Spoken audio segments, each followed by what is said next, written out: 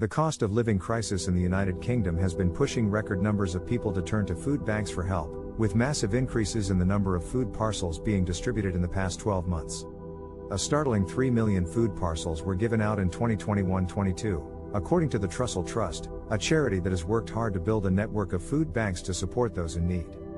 In the past 5 years alone, the number of food parcels distributed have risen by a striking 120%. Surprisingly, 1 out of every 5 people receiving a food parcel from the Trussell Trust were actually employed, reflecting the financial difficulties many households face in British society today.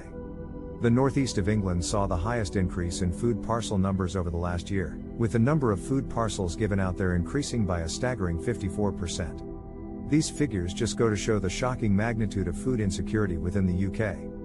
Traditionally, individuals and local charity food drives have been integral in supplying food to those in need, but even this has been unable to keep up with the rising demand. This means that the charity has had to spend a significant amount of money to restock their food banks. The Trussell figures are only a snapshot of the food crisis in the UK and do not reflect the full scale of the problem. In addition, they do not include those who do not access food banks due to feelings of shame and embarrassment, with official government figures showing that 14% of people in severe food insecurity visit food banks. This explains why it is so important to not only provide food parcels, but to help people with cash or food vouchers and to increase welfare benefits, while also tackling and overcoming social stigma.